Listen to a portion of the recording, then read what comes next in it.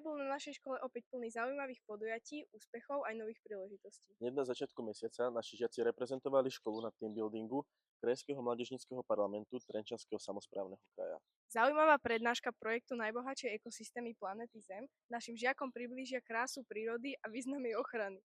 Žiaci 5. K úspešne obhajili svoju praktickú časť maturitnej skúšky, ktorou bola realizácia gastrodní a súťaže Birel Junior Challenge, čím potvrdili pripravenosť na svoju budúcu profesiu.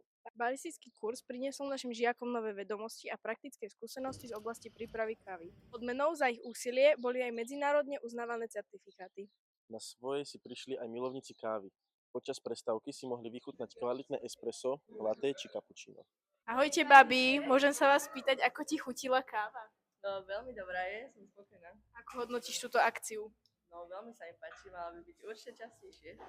Som viac ako spokojný. Káva je výborná. Takže bolo to super. Aj na našej škole sa konal týždeň duševného zdravia, ktorý priniesol množstvo aktivít zameraných na pohodu, podporu a vzájomné porozumenie. Maj bol aj obdobím prijímacích skúšok. Budúci prváci si preverili svoje vedomosti a my veríme, že sa s mnohými z nich stretneme už v septembri. A máme aj skvelú správu pre všetkých, ktorí sa tešia na zahraničné stáže.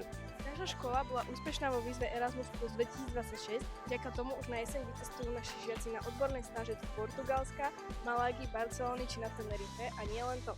Výborný výkon predviedlo naše družstvo v súťaži v poskytovaní prvej pomoci. V silnej konkurencii získalo pekné 4. miesto. Športovci sa počas mája rozhodne nevypili.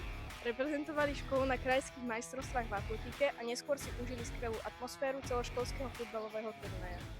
Tóny študentskej hymny odštartovali rozlúčku s našimi maturantami, nechýbali úsmevy, poďakovania a tiež trocha nostalgie pri spoločných spomienkach.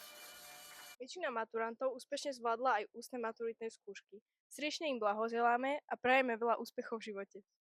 Veľkú radosť nám prinieslo aj ocenenie našej učiteľky, inžinierky Kevickej, ktorá získala prestížny titul Prievidský aniel za svoju dlhoročnú dobrovoľnícku komunitnú činnosť. V A-klube to žilo naozaj naplno. Počas Gastro Challenge Day si žiaci odborov kuchár, čašník a cukrár zmerali sily v zábavných disciplínach a gastrovýzvach.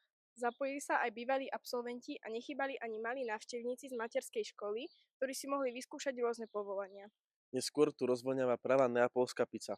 Žiaci sa pod vedením skúseného pizzajola oboznámili s tajomstvami jej prípravy. Nezabúdali sme ani na pomoc druhým. Zapojili sme sa do zbierky Modrý gombík, organizovanej UNICEF a na konci mesiaca aj do charitatívnej zbierky Srdce je život pre detské kardiocentrum. Tretiaci absolvovali kurz ochrany, života a zdravia, kde si vyskúšali turistiku, orientáciu v teréne, prvú pomoc aj streľbu zo vzduchovky. Ďakujeme za sledovanie. Vidíme sa pri ďalších školských správach. Učí sa s vami Chiara A Sebastian.